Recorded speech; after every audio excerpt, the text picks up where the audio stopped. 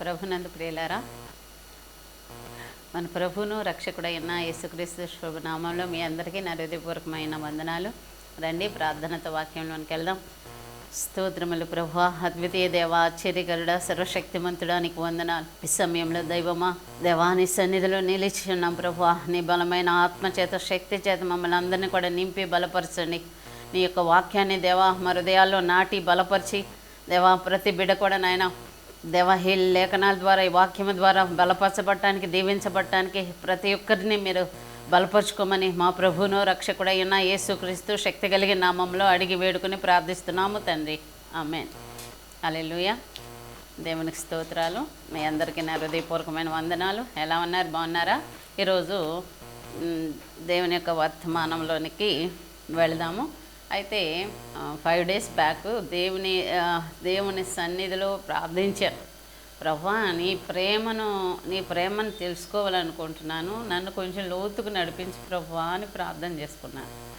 తర్వాత దేవుని యొక్క వాక్యము నా విన్నప్పుడు, చదివినప్పుడు ఏ వాక్యం అంటే యెషయా గ్రంథము 49:15 స్త్రీ తన గర్భమున పుట్టిన బిడ్డను కరుణింపకుండా తన చంటి పిల్లను మరుచునా, వారైనా మరుచుదురు కానీ నేను నిన్ను మరువను.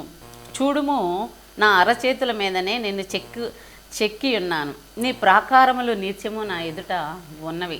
ఈ వాక్యాన్ని చదివినప్పుడు గుర్తొచ్చినప్పుడల్లా కూడా దేవుని యొక్క ప్రేమ, దేవుని యొక్క ఆ ప్రేమ తల్లిదండ్రుల కన్నా మించిన ప్రేమ అని దేవుని యొక్క వాక్యం చెప్తుంది. అంతేకాకుండా దాని విషయంలో మనం అనేకమైన పాటలు కూడా మనం పాడుతూ ఉంటాం. తల్లి కన్నా మిన్నైనా నీ ప్రేమ, తల్లిదండ్రులు మించినది నీ ప్రేమ అని. అలా పాడినప్పుడు దేవుని సన్నిధిలో పాడుతున్నాం, స్తుతిస్తున్నాం. కానీ నాకు ఒక 3 daysగా ఒక ఆలోచన వచ్చింది. ఇదేమిటి, తల్లికి బిడ్డకు ఉన్న బంధం అది చాలా ఒక ప్రత్యేకమైనది కదా. 9 నెలలు మోసి కన్నప్పుడు ఆ బిడ్డ యొక్క స్పర్శ, ఆ బిడ్డ యొక్క ఏడుపు మన యొక్క జీవితంలో ఒక ఆ పిలుపుకు, ఆ బిడ్డకి మనకి ఉన్న ఆ స్పందన, ఆ గుండె స్పందన అనేది ఉంటుంది. బిడ్డలు పుట్టిన దగ్గర నుంచి కూడా ప్రతి తల్లి కూడా వాళ్ళ కోసం వాళ్ళ జీవితాన్ని డెడికేట్ చేసుకుని వాళ్ళ కోసం బ్రతుకుతారు. వాళ్ళ పసిబిడ్డ దగ్గర నుండి కూడా వారు ఎంత ఎదిగినా కానీ తల్లిదండ్రులు వారి కోసం ఎంతగానో ప్రయాసపడుతూ, కష్టపడుతూ, బిడ్డల కోసం ఎంతగానో సంపాదించడానికి ప్రతి తల్లిదండ్రులు కనీసం 80% పేరెంట్స్ బిడ్డల కోసమే వాళ్ళ జీవితాన్ని అంకితం చేసుకుంటారు. అయితే తల్లిదండ్రులని మించిన ఆ దేవుని ప్రేమ అంటున్నారు. ఈ స్పెసిఫిక్గా ఏమంటున్నారంటే, ఇక్కడ స్త్రీ తన గర్భమున పుట్టిన బిడ్డను మరవచ్చు, కానీ దేవుని ప్రేమట ఎన్నడూ మర్చిపోదట. ఈ తల్లి ప్రేమే ఒక అత్యున్నతమైన రీతిలో ఈ లోకమంతా కూడా తల్లి ప్రేమ గురించి చాలా ఘనంగా ఎంచుతారు. అది నిజమే.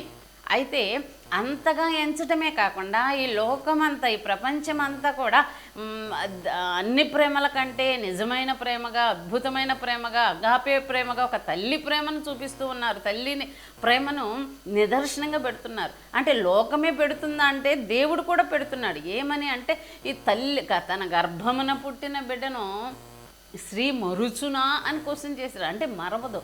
ఒకవేళ మరిచినా ఒక్కొక్కసారి అదే 20% మెంబర్స్లో దేవుని యొక్క ప్రేమ, బిడ్డ మీద ప్రేమ లేని ఒక రాక్షస స్వభావం కలిగిన వారు సహితం మరచిపోయినప్పటికీ కూడా దేవుడు మరవడట తన బిడ్డల్ని. అని ఎలా అనగానే నాకు ఒక ఆలోచన వచ్చింది. తల్లికి ఉన్న బంధం, తల్లి ఈ యొక్క గర్భాన్ని చీల్చుకుని బిడ్డ బయటకు వస్తుంది. రక్తముతో, ఆ ఉమ్మనీరుతో బయటకు వచ్చిన ఆ బిడ్డకు ఉన్న ఆ అనుబంధం, ఆ స్పందన మన గుండె అలా బిడ్డల కోసం తప్పిస్తూ ఉంటుంది.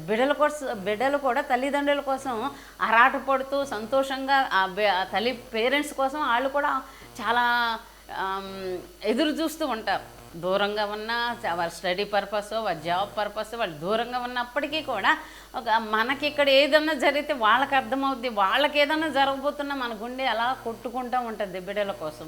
అయితే అటువంటి ఆ యొక్క ఏంటి అని మనం ఫోన్ చేస్తే అక్కడ పరిస్థితులు మనకు అర్థమవుతుంటాయి. మనకి ఆ కబురు ఏదైనా ఆ సమస్య తెలియకితమే ఆ స్వభావం ఆ యొక్క ఫీలింగ్ మనకి ఎందుకు వస్తుంది అంటే ఆ దేవుడు పెట్టిన ఆ యొక్క బంధం.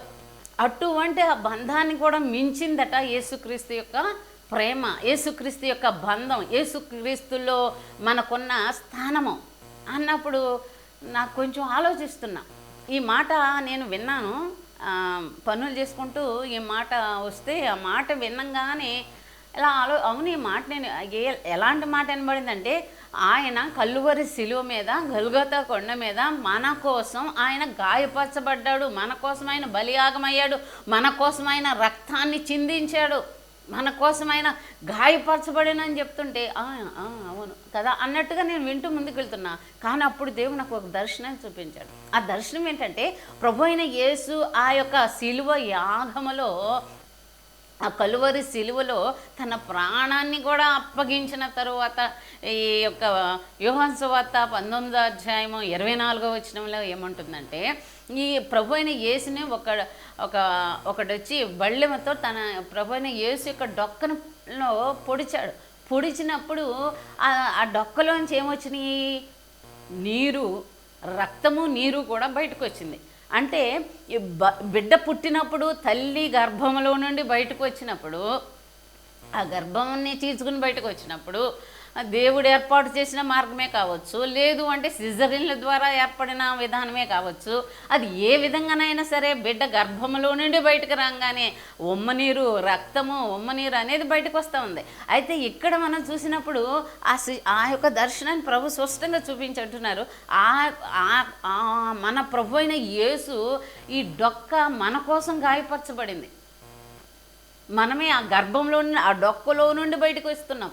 ఎప్పుడు ఏ సమయంలో ఎలా బయటకు వస్తామంటే, ప్రతి ఒక్క బిడ్డ కూడా యేసు క్రీస్తు నా తండ్రి, ఆయనే నిజదేవుడు, ఆయనే రక్షకుడు, ఆయన మన పాపముల నిమిత్తం ఆయన పరిహారం అయ్యాడు, మన నిమిత్తం ఆయన చనిపోయాడని ఏ బిడ్డ అయితే ఒప్పుకుంటుందో, ఏ బిడ్డ అయితే విశ్వసిస్తుందో, ఏ బిడ్డ అయితే దేవుని యొక్క లేఖనాలను ఆయనను అంగీకరించి ఇది మొదలుకొని ఆయన నా తండ్రి, నేను కాదు బ్రతికేది, నాలో క్రీస్తే అని ఏ బిడ్డ అయితే బాప్తీసం తీసుకుని పైకి లేస్తారో, లేచిన ప్రతి ఒక్కరు కూడా ఆ ప్రభు అయిన యేసు యొక్క ఆ డొక్కలో నుండి మనకి ఒక నూతన జన్మ అనుభవం బయటకు వస్తూ ఉంది. అవునట, ఇలా ఆయన డొక్కలో నుంచి బిడ్డలు బయటకు వస్తున్నారు. అది అసలు ఆ దర్శనం చూసి నేను చాలా ఆశ్చర్యపోయాను. అది అవునా అనుకున్నప్పుడు దేవుడు మరొక మాట కూడా నాతో మాట్లాడడం మొదలుపెట్టారు. అయితే ప్రతి ఒక్క బిడ్డలు కూడా ఆయన శరీరాన్ని చీల్చుకుని ఆ యొక్క శరీరంలో నుండి రక్తము, నీరు కూడా బయటకు వచ్చినట్లుగా మనకు ఒక నూతన జన్మ అనుభవాన్ని క్రీస్తు యేసు ద్వారా దేవుడు మనకు అనుగ్రహించాడు. మన పాపముల నిమిత్తం, మన యొక్క దోషముల నిమిత్తం, మన అతిక్రమముల నిమిత్తమే కదా ఆయన గాయపరచబడింది. ఎవరైతే ఈ గాయాలు నా కోసమే నా నిమిత్తమే అని విశ్వసిస్తారో అట్టి వారందరికీ కూడా దేవుడు రక్షణ అనుగ్రహిస్తున్నాడు. ఆ రక్షణ ఏంటంటే, ఆయనలో నుండి మనం నీళ్ళల్లో మునిగిన తర్వాత మరలా బయటకు వచ్చే అనుభవం ఏంటంటే, ఆయన శరీరములో నుండి బయటకు వస్తున్నాం, ఆయన యొక్క డొక్కలో నుండి బయటకు వస్తున్నాం. దేవునికి స్తోత్రం, హల్లెలూయా. కాబట్టి ఆయన మనల్ని కన్నాడు. అప్పటి వరకు కూడా సమాజంలో అనేకులుగా మనం బ్రతికి ఉన్నాం. కానీ ఎప్పుడైతే విశ్వసించి ఆ నిబంధనలోనికి, రక్షణ అనే నిబంధనలోనికి, దేవునితో ఒక మన నిబంధనలోనికి ఎప్పుడైతే వస్తున్నామో ఆయనలో నుండి బయటకు వచ్చిన రీతిగా దేవుడు మనల్ని కంటున్నాడు. అందుకే ఆయన తన అమూల్యమైన రక్తాన్ని వెలగచ్చి మనల్ని కొన్నాడని వాక్యం కూడా ఉంది. కాబట్టి ఆయన డొక్కలో నుండి మనం బయటకు వచ్చినట్లుగా దేవుడు దేవుడే మనకి తండ్రి అయి, తల్లి అయి, మనకి జన్మనిచ్చిన అనుభవం. ఇది ఎలా కుదురుద్ది, ఇది ఎలా పాసిబుల్ అవుద్ది అనిపించవచ్చు. అయితే దేవునికి స్తోత్రం, హల్లెలూయా. ఇక్కడ ఆది కాండములో మనం 3వ అధ్యాయం కనుక చూసినట్లయితే, 2వ అధ్యాయం 21, 20 చూడండి. ఆది కాండము 2వ అధ్యాయము 21 నుండి మనం చూస్తే కనుక, అప్పుడు దేవుడైన యెహోవా ఆదామునకు గాఢ నిద్ర కలుగజేసి అతడు నిద్రించినప్పుడు అతని ప్రక్కటెముకలలో ఒక దానిని తీసి ఆ చోటును మాంసముతో పూడ్చివేసెను. పూడ్చివేసెను. తరువాత దేవుడైన యెహోవా తాను ఆదాము నుండి తీసిన ప్రక్కటెముకను స్త్రీనిగా నిర్మించి ఆమెను ఆదామును వద్దకు తీసుకుని వచ్చెను.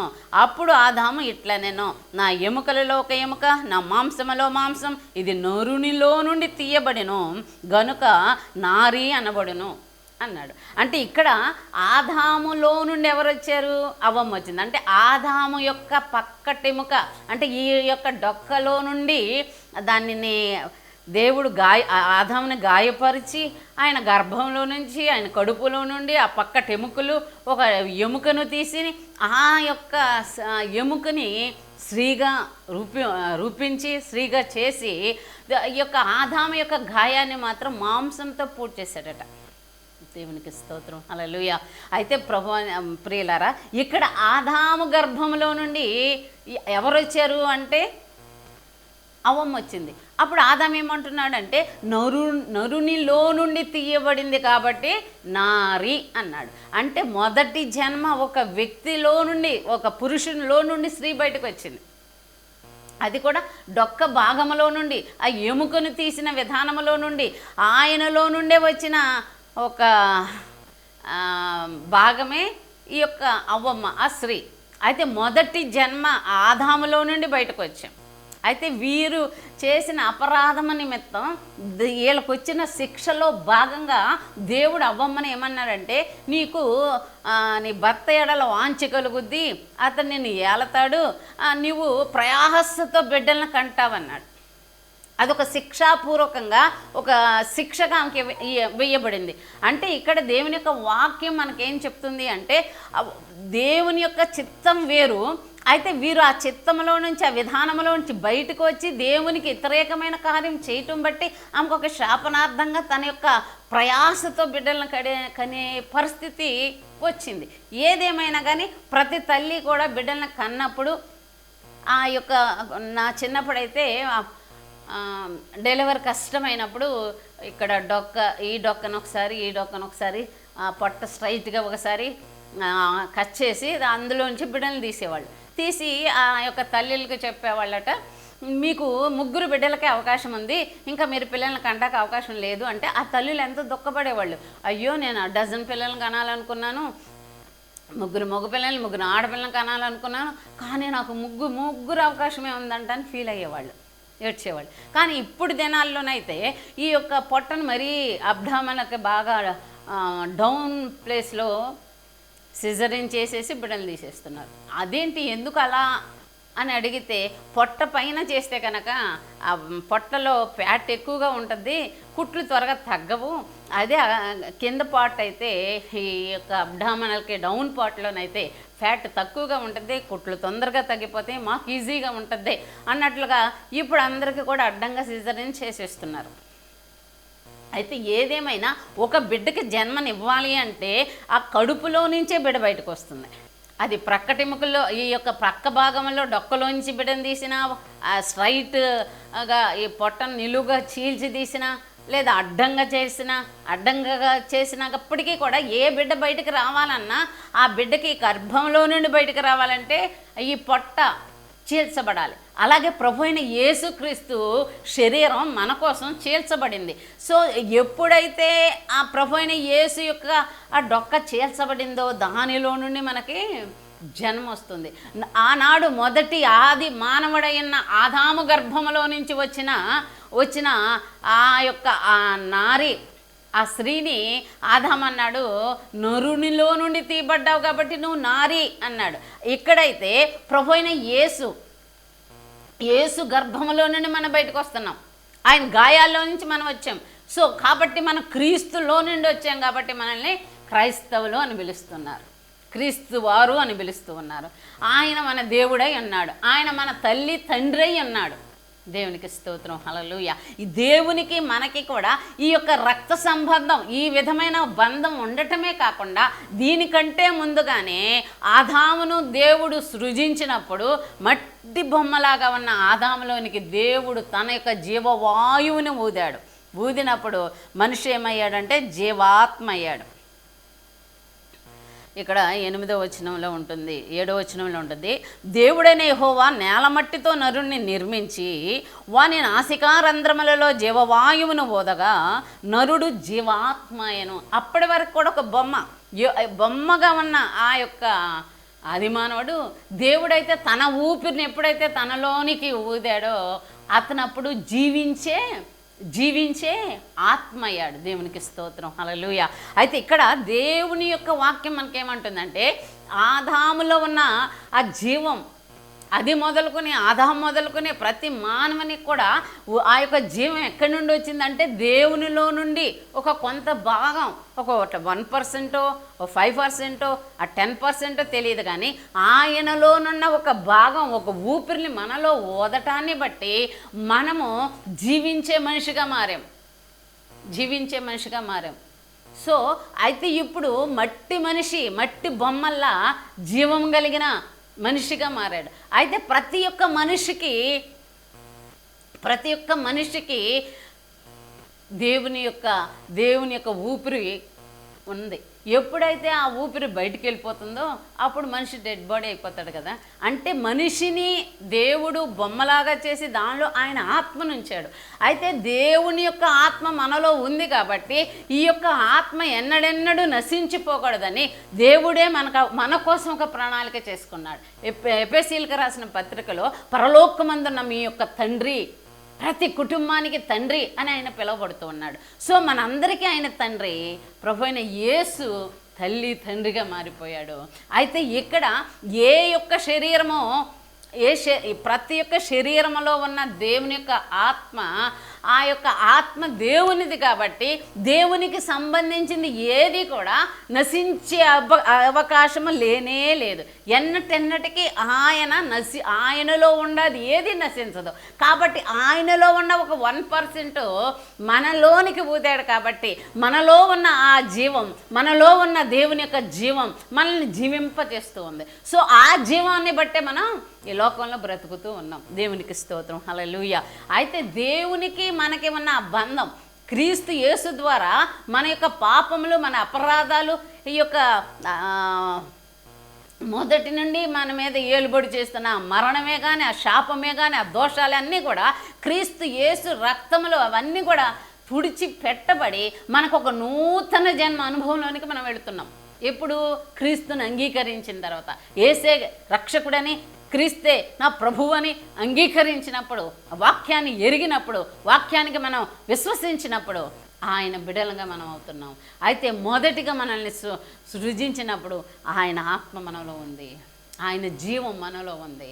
అయితే ఆ యొక్క జీవంతో జీవిస్తున్న మనము ఎప్పుడైతే క్రీస్తుని అంగీకరిస్తామో ఆయనలో నుండి బయటకు వచ్చాం కాబట్టి, ఆయన ఒక్కలో నుండి మనం వచ్చాం కాబట్టి ఆయనే మనకు తండ్రి, తల్లి కంటే మిన్నైన దేవుడుగా మనల్ని ఎన్నడూ కూడా ఆయన మరిచిపోలేని దేవుడుగా మనకున్నాడు. దేవునికి స్తోత్రం, హల్లెలూయా. కాబట్టి ఆయన ఎల్లప్పుడూ కూడా మనతో ఉంటాడు, మనలో ఉన్నాడు, మన యందున్నాడు. ఆయన ఈ యొక్క భూమి మీద నుండి జీవించి పునరుద్ధానుడై తిరిగి ఆరోహణమవుతున్నప్పుడు అక్కడికి ఆయనను పంపించడానికి ఊరు బయటికి తన యొక్క శిష్యులు అందరూ కూడా వచ్చినప్పుడు వాళ్ళందరితో అనేకమైన విషయాలు ప్రభు అయినది యేసుక్రీస్తు ప్రభు వాళ్ళకు బోధించిన తర్వాత సర్వలోకానికి వెళ్ళండి, సర్వ సృష్టికి వెళ్ళండి, నా సువార్తను ప్రకటించండి అని చెప్పి తర్వాత ఆయన ఆరోహణమై వెళ్ళాడు. దేవునికి స్తోత్రం, హల్లెలూయా. ప్రేమని దేవుని బిడ్డలారా, ఆ ప్రభు అయిన యేసు ఆయన వెళుతూ ఏమన్నాడు, నేను మిమ్మల్ని ఎన్నడూ ఒంటరిగా విడిచిపెట్టను, మీలో నిత్యము ఎల్లప్పుడూ మీతో ఉండటానికి నేను నా ఆత్మను మీ యొద్దకు పంపుతాను. నేను వెళ్ళటం మంచిది, నేను నా ఆత్మను మీ యొద్దకు పంపుతాను. ఆయన మీలో ఉంటాడు, ఆయన మీతో ఉంటాడు, ఎల్లప్పుడూ కూడా మీ యందుండి మిమ్మల్ని సర్వసత్యములోనికి నడిపిస్తాడు అని ప్రభు అయిన యేసు మనతో చెప్పి ఉన్నాడు. కాబట్టి ప్రియమైన దేవుని వారలారా, మనకి ఈ లోక సంబంధమైన తల్లిదండ్రులను మనం ఎంతగా హత్తుకుంటామో, ఎంతగా ఇష్టపడతామో, ఎంతగా లోబడతామో, ఎంతగా ప్రేమిస్తామో అంతకంటే ఎక్కువగా మన దేవుని యొక్క ప్రేమ మనకి ఎంతగానో సమీపంగా ఉంది. ఆ ప్రేమ చాలా నిత్యమైన ఆయన ప్రేమలో దేవుడు మనల్ని చూస్తూ ఉన్నాడు. దేవునికి మహిమ కలుగునుగాక. హల్లెలూయా. కాబట్టి ప్రియ దేవుని బిడ్డలారా, ఇక్కడ దేవుని యొక్క వాక్యం ఏమంటుందంటే, 1 కొరింథీయులకు రాసిన పత్రిక 15వ అధ్యాయము 22వ వచనాన్ని కనుక మనం చూస్తే, ఇక్కడ వాక్యం ఏమంటుంది అంటే, ఆదామునందు అందరూ ఎలాగో మృతి పొందుచున్నారో అలాగునే క్రీస్తునందు అందరూ బ్రతికింపబడుతున్నారు. ఆదామునందు అందరూ కూడా ఎలాగూ మృతి చెందిరో అలాగనే ప్రతి ఒక్కరు కూడా క్రీస్తు యేసునందు అందరూ కూడా బ్రతికించబడుతున్నారు. ఎలా బ్రతికించబడుతున్నారు? అప్పటి వరకు ఇదే రోమీయులకు రాసిన పత్రిక 5వ అధ్యాయం 14వ వచనంలో చూస్తే, మరణం అందరికీ, ఆదాము మొదలుకొని మోషే వరకు కూడా అందరి మీద మరణం ఏలుబడి చేసిందని దేవుని యొక్క లేఖనం సెలవిస్తుంది. అంటే ఆదాము మొదలుకొని, ఆ మొదటి మానవుడి మొదలుకొని ఈ యొక్క మోషే వరకు, అంటే మోషే బ్రతికున్నంత వరకే అని కాదు, కానీ మోషే తీసుకుని వచ్చిన ధర్మశాస్త్రం ఎప్పటి వరకు ఏలుబడి చేస్తూ ఉందో అప్పటి వరకే కూడా మనుషుల మీద మరణం ఏలుబడి చేస్తూనే ఉందనేది వాక్యం సెలవిస్తూ ఉంది. అయితే ఎప్పుడైతే ప్రభు అయిన యేసు మనకి ఈ లోకంలోనికి వచ్చాడో, ఆయన శిలువయాగమై మన కోసం గొప్ప నిబంధనను, క్రొత్త నిబంధనను తీసుకుని వచ్చారో, అప్పటి నుండి కూడా ఆయన మనకి తల్లిగా తండ్రిగా అయ్యాడు. కాబట్టి అది మొదలుకొని మనం దేవుని యొక్క వెలుగుగా మారాం, దేవుని యొక్క ఆత్మతో నింపబడ్డాం, దేవుని యొక్క చిత్తంలో మనం నడిపించబడుతున్నాం, దేవుని యొక్క వాక్యాన్ని కలిగి మనం బ్రతుకుతూ ఉన్నాం. దేవుని యొక్క ఆ ఊపిరి మనలో పోసినప్పుడు మనం బ్రతుకుతున్నాం, మన పనులన్నీ చేసుకుంటున్నాం, మన యాక్టివిటీస్ అన్నీ కూడా జరిగించబడుతున్నాయి. అలాగే దేవుడు పలికిన ఈ జీవపు వాక్కులు మన గుండెల్లో పెట్టుకోవటాన్ని బట్టి మనము నిత్య జీవానికి వారసులుగా మారుతున్నాం. వాక్యమై ఉన్న దేవుడు మనలో ఉంటున్నాడు. దేవునికి స్తోత్రం. హల్లెలూయా. అంతేకాకుండా ఇక్కడ ఆదాము మొదలుకొని మోషే వరకు కూడా క్రొత్త నిబంధన వచ్చేంత వరకు కూడా మరణం ఏలుబడి చేసింది. కానీ అది మొదలుకొని క్రొత్త నిబంధన వచ్చిన తరువాత ప్రభు అయిన యేసుక్రీస్తు ద్వారా ప్రతి ఒక్కరు కూడా జీవించబడుతున్నారు అని లేఖనం సెలవిస్తుంది. అంతేకాకుండా ఈ యొక్క శరీరము నిష్ప్రయోజనమే కానీ ఆత్మ జీవింపచేస్తుంది అని దేవుని యొక్క వాక్యం సెలవిస్తుంది. కాబట్టి ఇదే 15వ అధ్యాయము 1 కొరింథీయులకు రాసిన పత్రిక 15వ అధ్యాయము 45వ వచనములో, ఇందు విషయమై ఆదామును మొదలుకొని మనుషుడు జీవించు ప్రాణి అయి ఆయనని రాయబడి ఉన్నది. కడపటి ఆదాము జీవింపజేయు ఆత్మ ఆయను. ఆత్మ సంబంధమైనది మొదట కలిగినది కాదు, ప్రకృతి సంబంధమైనదే మొదట కలిగినది, తరువాత ఆత్మ సంబంధమైనది. దేవునికి స్తోత్రం. ప్రకృతి సంబంధమైన ఈ శరీరాన్ని దేవుడు మొదటిగానే ఏర్పాటు చేశాడు, తదుపరి తన ఆత్మని మనలోనికి ఊదాడు. అయితే ఇక్కడ దేవుని యొక్క ఆత్మతో మనం నింపబడినప్పుడు, క్రీస్తుని మనం అంగీకరించినప్పుడు, ఎప్పుడైతే క్రీస్తుని మనం అంగీకరించామో అది మొదలుకొని దేవుని యొక్క ఆత్మ మనల్నట జీవింపజేస్తుందట. శరీరాన్ని కదిపే శక్తి దేనికి ఉందంటే మన ఆత్మకే ఉంది. ఒక మనిషి చనిపోయినప్పుడు శరీరం అంతా అలాగే ఉంటుంది, కానీ శరీరం అంతా అలాగే కదలకుండా ఉంటుంది. అదే 2-3 రోజుల తర్వాత ఒక అద్భుతం జరిగి ఆ మనిషి బ్రతికించబడ్డాడు అనుకో, వెంటనే దిగ్గుమట లేచి తన పనులన్నీ చేసుకోగలుగుతున్నాడు. కారణం ఆయన చూడగలుగుతాడు, మాట్లాడతాడు, ఇవన్నీ చేస్తున్నాం కదా. అంటే అది ఒక మనిషి చనిపోయినప్పుడు ఆయన ఊపిరి పోతుంది, దేవుడు మనలో పెట్టిన ఊపిరి పోతుంది. కాబట్టి ఈ యొక్క శరీరము ప్రయోజనం లేని దానిలాగా అలా పడి ఉంటుంది. ఎప్పుడైతే లాజరు చనిపోయినప్పుడు డెడ్ బాడీ అయిపోయాడు, క్లాత్తో చుట్టేసి సమాధిలో పెట్టబడ్డాడు.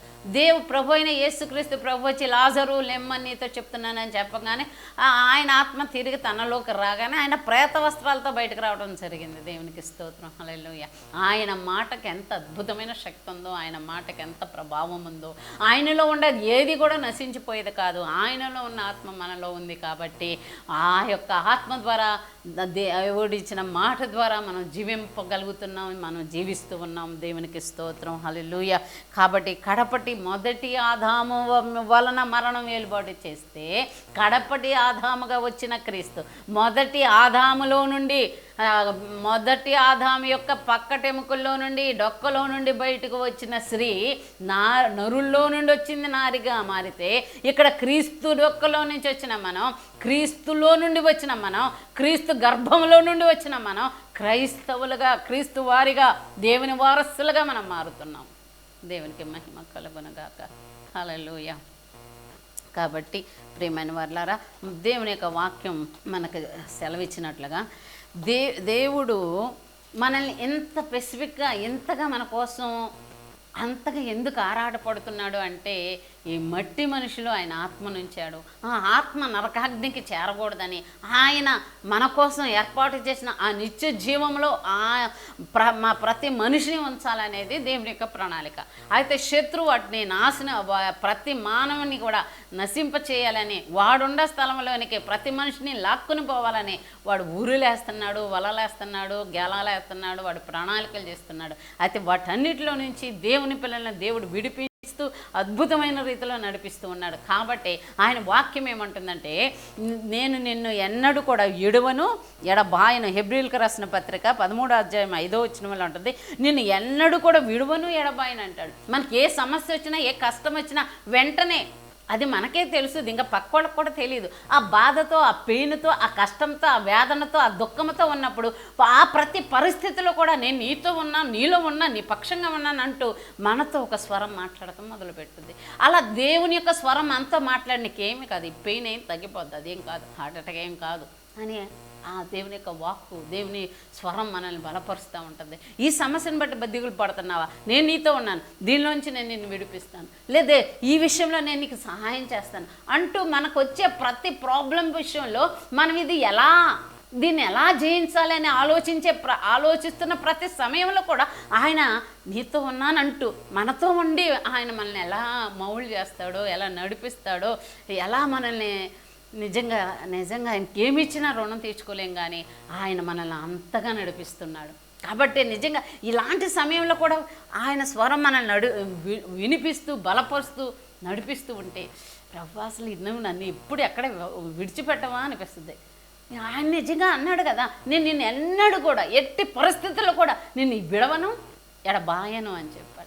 అంతేకాకుండా జకర్యా గ్రంథం 2:8 నిన్ను ముట్టి ఎవడైనా సరే నిన్ను ముట్టినా, నిన్ను తట్టినా, నిన్ను కొట్టడానికి వస్తే నిన్ను గనక ఎవడైనట్టు ముట్టితే నా కనుగుడ్డు ముట్టినట్టు అంటున్నాడు దేవుడు. అంటే దేవుడు మనల్ని కళ్ళల్లో పెట్టుకుని చూసుకుంటున్నాడు, కళ్ళల్లో పెట్టుకుని చూస్తున్నాడు. అంతేకాకుండా ఆయన ఏమంటున్నాడు, యెషయా గ్రంథం 49:15 నేను నిన్ను నా అరచేతుల్లో చిక్కుకున్నాను అంటున్నాడు కదా.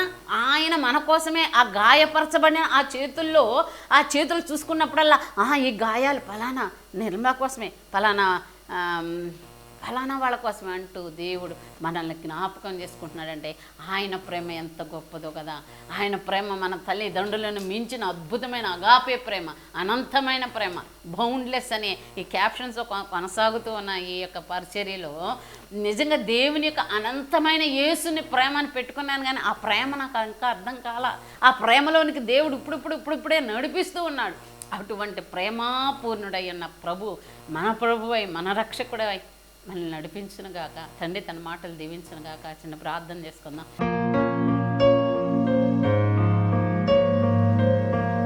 గ్లోరీ, హల్లెలూయా, హల్లెలూయా, హల్లెలూయా. పరిశుద్ధాత్మ దేవానికి వందనాలయ్యా. నీ ప్రేమ ఎంత గొప్పదో, నీ సన్నిధి ఎంత గొప్పదో, నీ కార్యాలు ఎంత గొప్పవో, నీ ఉద్దేశాలు ఎంత గొప్పవో ప్రభువానికే వందనాలయ్యా. దేవానికి స్తోత్రములు ప్రభా. నశింపు లేని నీ ఆత్మను మాలో ఉంచి నాయన, ఈ ఆత్మ నిమిత్తం నువ్వు ఎంతగానో నాయన మా కోసమే ఎంతగానో నాయన మిమ్మల్ని మీరు తగ్గించుకుంటున్నా తండ్రి, ఈ లోకానికి దిగివచ్చి మా కోసం ప్రాణం పెట్టి సిలువ యాగమై మా కోసం గాయపరచబడి మాకు ఒక నూతన జన్మను ప్రసాదింపచేసి దేవా ఈ ఆత్మను నీ యొక్క రాజ్యంలో ఉంచుకోవాలని అట్టి ప్రణాళికల్లోనికి నువ్వు మమ్మల్ని తోడుకుని వెళుతున్నా. ఈ ప్రణాళిక అంతటిని బట్టి నీకు వందనాలు.